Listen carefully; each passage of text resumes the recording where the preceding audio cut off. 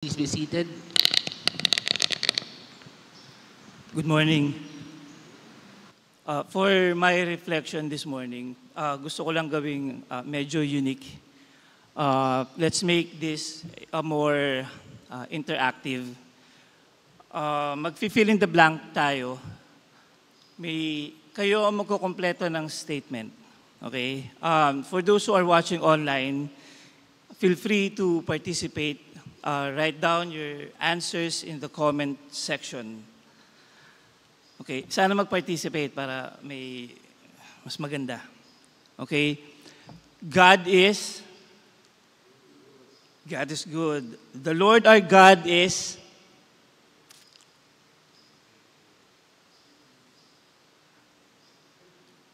The Lord our God is with you.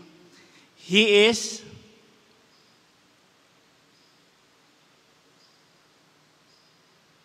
the resurrection and the life. Jesus is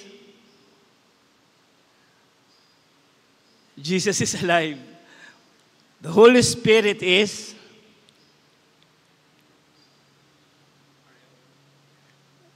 our helper. Yes, it's true. God is good all the time. And we feel good about it every time we tell each other God is good, because not all the time we're being good. Pero okay lang, God is good all the time naman eh. And we see God as our helper, our provider, faithful, merciful. Totoo naman lahat yon. Pero we sometimes, or siguro most of the times, we lose awareness that God also is holy. Among God's characteristics, as He has revealed Himself, none is more significant than His holiness. The word holy and holiness occur more than 900 times in the Scripture. And both in the Old and New Testaments speak more about His holiness than any other attribute. He is holy, and as His people, we are called to live our lives in holiness before Him. In Leviticus 11, verse 44 to 45, sabi, "For I am the Lord your God, you must consecrate yourself and be holy, because I am holy. So do not defile yourselves with any of these small animals that scurry along the ground. For I, the Lord, am the one who brought you up from the land of Egypt, that I might be your God. Therefore you must be holy, because I am holy." In Leviticus 19:2, give the following instructions to the entire community of Israel. "You must be holy, because I, the Lord your God, am holy." Leviticus 20, "So set yourselves apart to be holy, for I am the Lord your God." And holiness is not being solemn and serious all the time. Yung wife ko, may relative sila sa probinsya. And every time pumupunta kami doon, marami sila magkakapatid, pero itong nag-iisang kapatid, kakaiba. Lagi siyang wala sa bahay. Sa mga gathering ng family, hindi siya, ang hirap niyang hagilapin. At siya yung tipong taong parang bawal ngumiti, bawal magsaya, Holiness is not like this. Holiness is not doing unreasonable amount of prayer and fasting like yung mga Pharisees. Holiness is not being perfect. Holiness is not the absence of temptation or sickness or affliction or problems. According to Bible, holiness is living a life that is set apart. Yung sinasabing set apart dito, hindi yung you're living alone,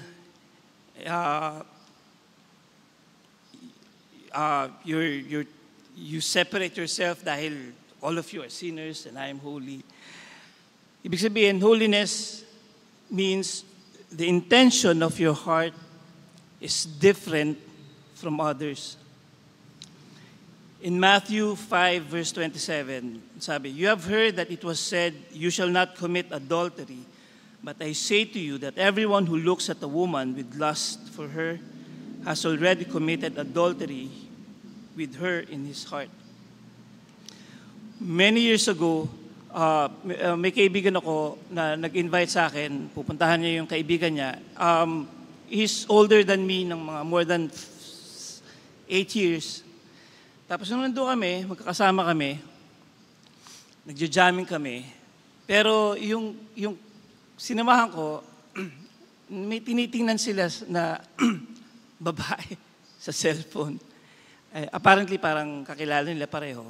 Tapos nag-uusap lang. Ang ganda nito, no? Ito. Tapos sabi ko lang, "Uy, di ba may asawa ka na?" And then sabi niya sa akin, "Wala namang problema dito, pare. Ano naman tinitingnan lang namin, nag-uusap-usap lang eh." And the title of my reflection is "The Intention of Your Heart." I heard someone say, "All things are created twice." Lahat ng bagay ay nilikha ng 2 beses. For example, this church, our building, our church, hindi naman ito bigla na lang sumulpot na parang kabote. First, pinag-aralan mabuti, pinag-isipan mabuti yung plano, the layout, saan ang altar, saan ang entrance, saan ang congregation, saan ang worship team. Pinag-aralan mabuti yung structural, electrical, mechanical, everything, every small details, pinag-aralan mabuti. Until we came up with the final plan or blueprint. That is the first creation or the mental creation. And since we have the final plan, the blueprint, we can now start the construction, and we have started the construction. And when we finish this building, this is the second creation, the physical creation. We don't accidentally do good things. And we also don't accidentally commit sins. If we find ourselves living in constant sin, this is because we are not dwelling on the holiness of God. And in order for us to live in holiness, we have to dwell in His holiness.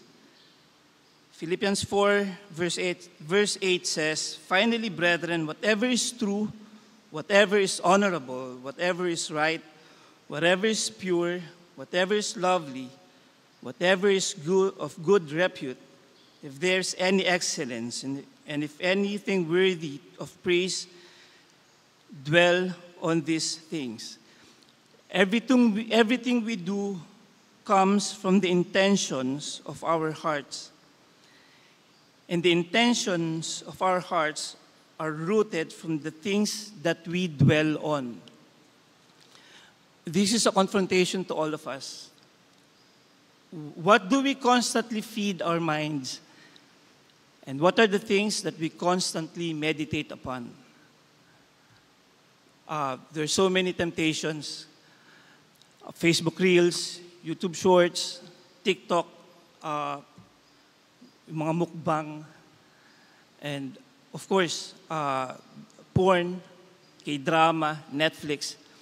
For the parents, what are the things that we constantly feed our children's heart and minds? What do they always hear from us? And what do they see us regularly doing? And what about Holy Scriptures, the teachings of the leaders? Do we intentionally make time to dwell on this? The moment we wake up, what do we do first? Pray to the Lord or pick up our phone? I'll just give you several verses. In Proverbs 4:23, it says, "Keep your heart with all vigilance, for from it flows the springs of life.